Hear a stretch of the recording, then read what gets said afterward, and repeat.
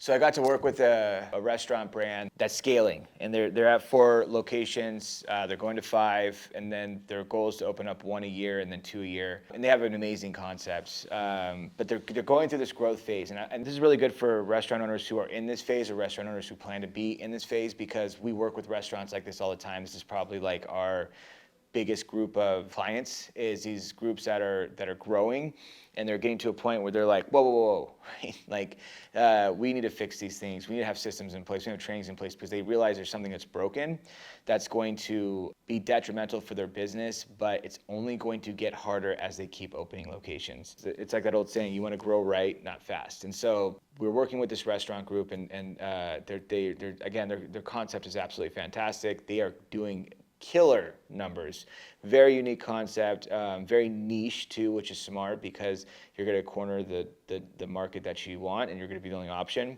and so people will be attracted to that. So I like what they're doing, and I think it's really smart. But they do have a problem, and it's hospitality, right? Consistently, like that's, again, they self-admitted their biggest weakness. We were talking about hospitality, and there's a part of it where, first of all, it's so important to have these things down.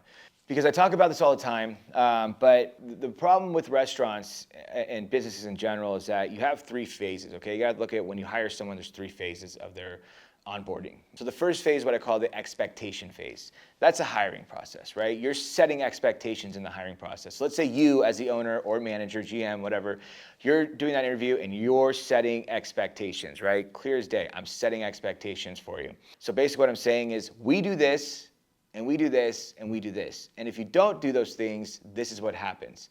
Are you okay with that? Are you able to live up to those expectations? And are you okay with us following up and following through and holding you accountable if you don't?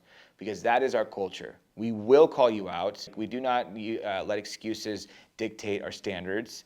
And so we're gonna call you out. They might go, whoa, right? Like, that's intense, but yeah, I want the job, so okay, yeah, I can commit to that. You want me to show up on time, you want me to give hospitality at a high level, and you want me to be consistent. Well, those are all reasonable, and that's what I should be doing, so yes, I'll do that. Okay, we also upsell at every table. We're gonna give you the strategies and the systems and all that good stuff, but we want you to make sure that you're upselling. We also learn one thing about every guest at a table, right? And you lead the conversation like that versus trying to ask them things like, when's the last time you made a guest happy? When's the last time a guest was upset and you fixed it, right? Those are questions that you might as well not even ask those types of questions, because you're just giving them an answer and a story. Like, you might have good employees that give you good answers, but you're mostly going to you're trying to weed out the bad employees, right? And the bad employees are going to eat that up, right? They're going to know exactly what to say, when to say it. Trust me, I know. And so we want to focus on asking the right questions and so saying that expectation phase. So now you're going to commitment phase, and that's the training process itself. Basically, you're training them, and they will commit to it. Right? You're not going to have someone training and you're going to say, for example, we roll 50 silverware every night, right? Oh, I'm not going to do that, right? Of course. Okay, yeah, all right. 50 is a lot, but got it. We make sure that every single fork is spotless, and we check it 3 times. With a 3 check, I'm making this up. With a 3-phase check system, right? I'm just trying to give you like a really crazy over-the-top, training that you would give someone that doesn't really exist, and be kind of ridiculous. But they'd still say, all right, that's intense, but if that's what you guys do here, okay, I'll do it. Got it. I'll commit. Show me how to do it. Okay, got it. I'll commit to it. We learn one thing about the guest at every single table. Got it. I'll commit. We smile on the floor. Okay, I know you said that. I know they told you in the expectations phase in the hiring when they hired you, but we smile on the floor. You will never catch an employee not smiling. Okay, then I'll smile. All right, so when we walk out and you're following me, I want to see you smile. If you don't, I'm going to say something. No problem at all. I'll smile. Okay, awesome. I'll commit to that, right? We come in with a crease on our shirt every single shift, no matter what. Okay, I'll commit to that. So we take them through that first, the expectation phase, and then the commitment phase, and now they're all dialed up, right? We got them right where we want them, because we have trained trainers who train them properly. We have a training system to execute at a high level, and we have a great onboarding process for the interview process. So now we have this perfect employee dialed up, and they're ready to go. And they're one of the 8. Like I talked about, right? I always talk about. So they get on the floor, but here's where it always breaks with every single business and every single restaurant. This is where it breaks.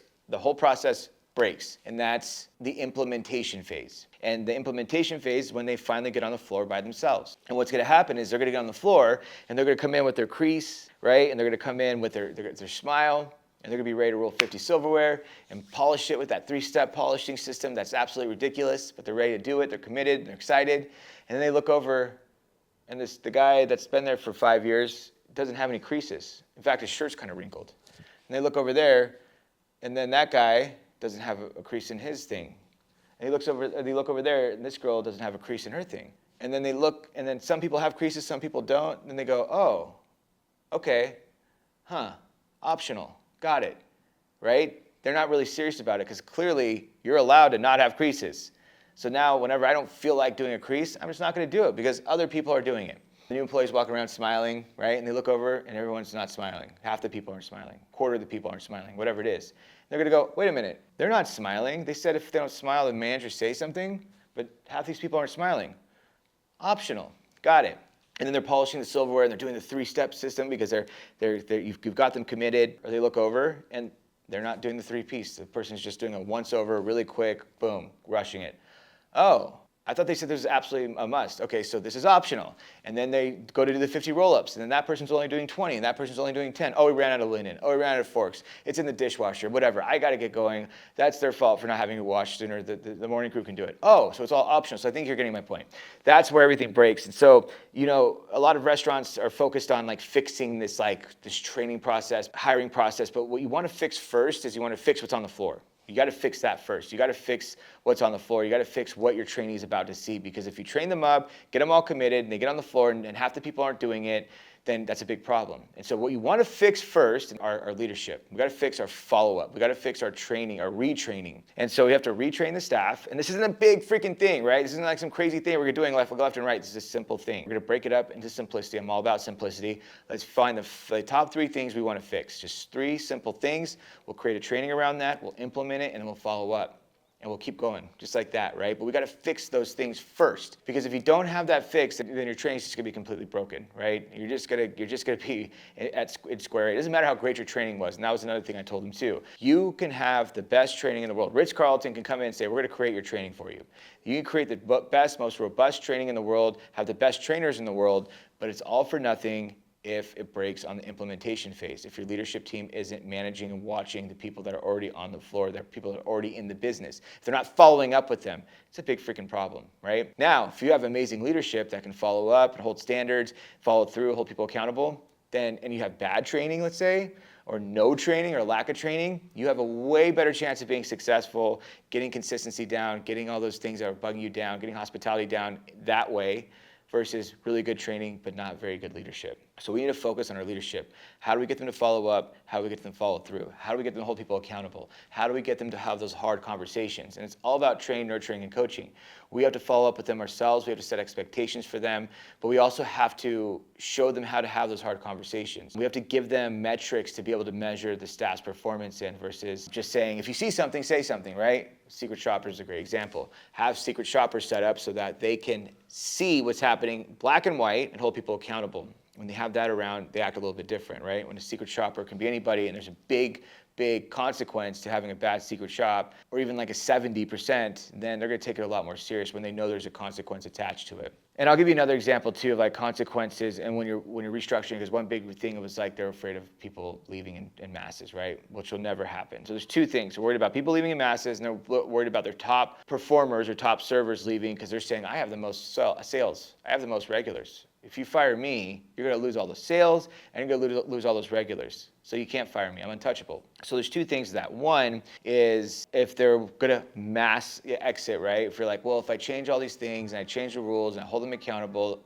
they're really close. If one gets fired, they're going to leave. A lot of them are going to leave, whatever it is. That doesn't happen. Now, this isn't me telling you what to do. I'm just telling you from my past experience. That doesn't happen. And I'll give you an example. We were working in this restaurant. It was a small restaurant, and we could not hire a host to save our lives. And it was just the strangest thing, because we're in a very popular city. It was a busy street, and we just couldn't get a host. And we even tried paying way above what everyone else was paying. We were just so desperate, because we only had 3 hosts, and it was busy summer season, and they were maxed out. And we were having to pick up some shifts already. And so what happened was those 3 hosts figured out that we needed them. And so they started kind of just doing whatever they wanted, right? They weren't horrible, but they would come in late, they would leave early, they'd call out, they'd have bad attitudes, they'd talk back to us, they wouldn't do what they're supposed to, they wouldn't stay in front, they wouldn't give hospitality, and things that would lower the standard that we shouldn't have accepted, but we did because we needed them. And so finally something really bad happened with the guests, and we could prove it. And I told my GM, we have to fire her. We have to. This is crossing a line that we can't allow. Imagine the chaos if we allow this. And so he said, okay, well, Preston, if you want to let her go, we can, but you're gonna have to cover all our shifts. So if you're okay with that, then we can do it. And I didn't want to do that. That's a lot of extra work for me. But I said, you know what? Let's do it. I want to protect the business. I'm committed. So we did it. Now, the biggest problem we were worried about was she gets fired, the other two hosts, but they're really, really close, right? We were like, if we fire her, there's a good chance that the other two hosts are just going to leave because there's literally restaurants littered up and down the street also looking for hostesses, and nice restaurants are probably just going to leave. So we were prepared for that. All the managers got together and we're like, we might just become the new host team. We fired that hostess, and the two other hostesses, shockingly, got in line. Instantly. When they realized their job was at stake, when they realized there was a consequence, the action, they got in line so fast, we couldn't believe it. Because we came to realize that they liked their job. They liked the comfort of their job. They didn't want to go and start somewhere else, start over, start in a new place. They had seniority there, they had comfort there, they knew what to expect, and they didn't want to lose that. And so when we realized that, they became very high performing, and they were so easy to coach, and they became such good employees. And then when we hired that new hostess, there's a couple of new hostesses, they trained them, and they trained them on such a good level, such a high level, such a good attitude, because we got rid of that toxicity, that we won. So people aren't going to leave in masses. Second thing is, oh, well, they're going to take their regulars, they're the highest salesperson, so what? You cannot honestly think that one employee is going to hinge a swing in your business, right? It's not going to be like, oh, I'm going to hurt because one employee leaves. Just first of all, it just shows that there's a lack of training and upselling and in your accountability and your systems, right? So you need to fix that. That's really what you need to fix. And secondly, if she has a lot of sales, so what? Like, you can put another server on, that'll get close to her sales. It's not going to be that big of a difference.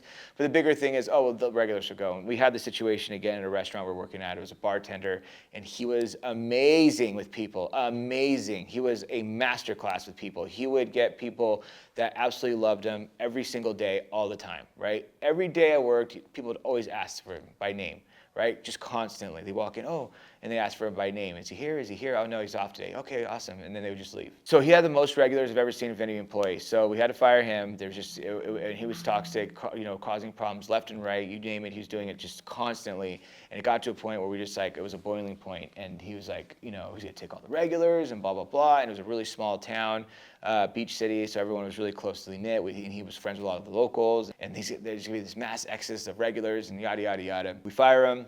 Not one regular left. And the point of that story is that people don't follow bartenders, right, or servers, or even managers. They're there for the business. They're there for the food. They're there for the ambiance. Yes, the people are there, and they like the people, right? But they're not going to move. They're not going to follow the employee, right? Because if we can replace another employee with that employee that's going to give them a great experience, then we're fine. Now, if we have a really crappy employee pool and that was our only good employee, put another employee in front of these regulars and they're just god awful, right? That's going to be a problem. But that's where your training and systems comes in. So again, I want you to take charge, right? And the first step you want to take is I want to make sure my managers can follow up and hold people accountable consistently. That is like the secret sauce. That is the golden keys. That is it. Like, think about that for a second. If you can get your managers across the board regularly to follow up and hold people accountable or reward them or recognize them, either way, good and bad, then you're going to become very powerful as a business, okay? But the thing you're lacking right now is a mechanism to instill standards at a high level. And with that, your implementation piece will be broken on your onboarding process.